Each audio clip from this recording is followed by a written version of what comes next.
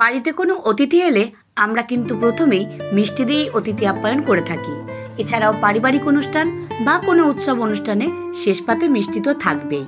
আর আমার মতো মিষ্টির প্রতি দুর্বলতা কম বেশি প্রায় সকল মানুষেরই আছে। তাই একটা মিষ্টি রেসিপি আজ আমি আপনাদের সাথে শেয়ার করব। আমি গীতশ্রী, আপনারা দেখছেন গীতশ্রী হেসেল। আজকের নতুন রেসিপিতে আপনাদের সকলকে স্বাগত। আজকের রেসিপি ভাপা সন্দেশ। বানানো যেমন সহজ, খেতে তেমনই সুস্বাদু। তো দেরি না করে চলুন আজকের রেসিপি শুরু করি। ভাপা সন্দেশ বানানোর জন্য ছানার প্রয়োজন। সেই কারণে একটা কড়াইয়ের মধ্যে 1 লিটার মতো দুধ দিয়ে দুধটা একটু জাল করে নেব। আপনারা গরুর দুধের পরিবর্তে যে কোনো প্যাকেটজাত দুধও ব্যবহার করতে পারেন। দুধটা জাল হতে থাক, এই ফাঁকে চলুন দু একটা কাজ করে নিই। প্রথমেই একটা গাজরের খোসা ছাড়িয়ে ছোট ছোট করে কেটে নিলাম। এবার এটা কখন ব্যবহার করব সেটাও আপনাদের বলে দেব। এবার একটা বাটির মধ্যে 1 চামচ মতো ময়দা দিয়ে অল্প একটু জল দিয়ে এই ময়দাটাকে গুলে নেব। এটা আমি কিন্তু দুধটা যখন ফুটবে তার মধ্যে দিয়ে দেব। আর কোনো রকম যাতে ব্লাম্পস না থাকে সেটাও খেয়াল রাখতে হবে। তো যেটা বলছিলাম, এটা দুধটা যখন ফুটবে তার মধ্যে দেওয়ার একটাই কারণ, সন্দেশটা খুব নরম এবং তুলতুলে হবে, তাই ছানাটাও একটু নরম করতে হবে। তাই ছানাটা যাতে নরম হয় সেই কারণেই কিন্তু ওই ময়দা মেশানো দুধটা যখন দুধটা আগের থেকে একটু ঘন হয়ে আসবে তার মধ্যে দিয়ে কন্টিনিউ এটাকে দুধের সাথে মিশিয়ে নিতে হবে। ছানা অনেক সময় আমরা অনেক মিষ্টি বানানোর ক্ষেত্রে ব্যবহার করে থাকি, তবে সব মিষ্টির ক্ষেত্রে ছানা কাটানোর পদ্ধতিও কিন্তু একটু আলাদা।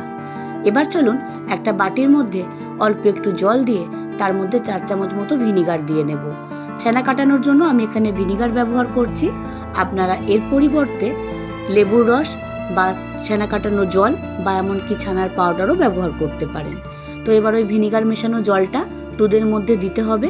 একটু ছড়িয়ে দেবেন যাতে সব জায়গায় সমানভাবে পড়ে। তারপর আলতো হাতে একটু এইভাবে নেড়ে নিতে হবে। গ্যাসের ফ্লেমটা মিনিট 2 একটু হাই রেখে দেবেন।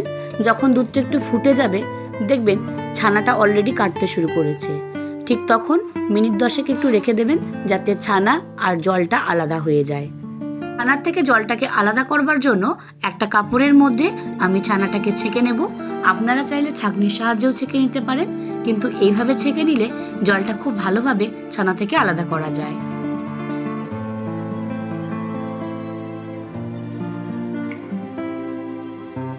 ছানা থেকে জলটা খুব ভালোভাবে ছেঁকে নিতে হবে।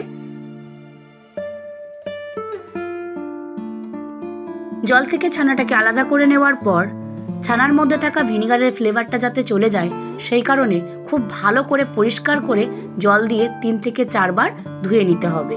তারপর সেটার জল ঝরিয়ে একটা পাত্রের মধ্যে ছানাটাকে রেখে দেব। এবার একটা মিক্সিং জারের মধ্যে জল থেকে ছেঁকে রাখা ছানাটা দিয়ে দেব। ছানার পরিবর্তে আপনারা এখানে পনিরও ব্যবহার করতে পারেন। এরপর মিষ্টির জন্য দিয়ে দেব 1 বাটি মতো চিনি। যেমন মিষ্টি পছন্দ করেন সেরকম চিনি আপনারা এখানে ব্যবহার করবেন। দিয়ে দেব 1 বাটি মতো আমল দুধ বা গুঁড়ো দুধ। এবার এটাকে মিক্স করে নেব। কোনো রকম জল ব্যবহার করার দরকার নেই। দেখুন এরকম একটা ক্রিমি টেক্সচার চলে এসেছে। এবার আগে থেকে কেটে রাখা গাজরটা এর মধ্যে দিয়ে খুব ভালো করে মিশিয়ে নেব। সন্দেশ বানানোর জন্য একটা থালার মধ্যে অল্প একটু ঘি দিয়ে ব্রাশ করে নেব।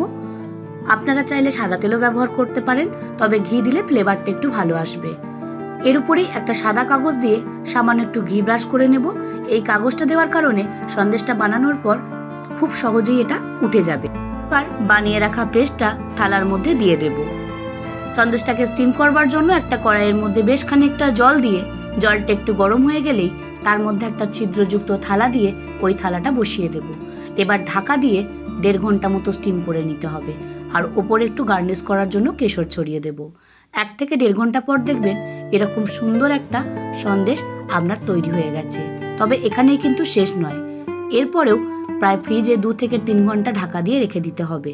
2 থেকে 3 ঘন্টা পর যখন আপনি এটা বার করবেন দেখবেন খুব সুন্দর নরম তুলতুলে খুব সুন্দর একটা ভাপা সন্দেশ আপনারা বানিয়ে নিয়েছেন। ফ্রিজ থেকে বার করেই কিন্তু সঙ্গে সঙ্গে কাটবেন না, মিনিট 5 একটু রেখে দেবেন। তারপর সেটাকে ছুরির সাহায্যে কেটে নিতে হবে। খুব সহজেই আপনারা এত সুন্দর একটা ভাপা সন্দেশ তৈরি করে নিতে পারেন। এটা এতটাই সুন্দর, একবার না বানালে এর স্বাদটা আপনারা বুঝতে পারবেন না। বানানো যেমন সহজ, খেতে কিন্তু তেমনই সুন্দর। তাই অবশ্যই আপনাদের কাছে অনুরোধ রইল এই রেসিপিটা একবার ট্রাই করবেন। আর কেমন লাগলো সেটাও আমাকে কমেন্ট করে জানাতে ভুলবেন না। এই ভিডিওটা যদি আপনারা ইউটিউব থেকে দেখেন তাহলে লাইক, শেয়ার, কমেন্ট করতে ভুলবেন না। নতুন সদস্য হলে সাবস্ক্রাইবের অনুরোধ রইল। পাশে থাকা বেল আইকনটা প্রেস করবেন সব নোটিফিকেশন সবার আগে পাওয়ার জন্য। আর এই ভিডিওটাই যদি আপনারা ফেসবুক পেজ থেকে দেখেন তাহলে পেজটিকে ফলো করার অনুরোধ রইল। আপনাদের এই রেসিপিটা কেমন লাগলো মতামতটা আপনারা অবশ্যই কমেন্ট বক্সে জানাবেন। খুব তাড়াতাড়ি দেখা হচ্ছে গীতশ্রীর হেসেলে নতুন ভিডিও নিয়ে নতুন এপিসোডে। এইভাবে গীতশ্রীর হেসেলের পাশে থাকার জন্য আপনাদের সকলকে অসংখ্য ধন্যবাদ।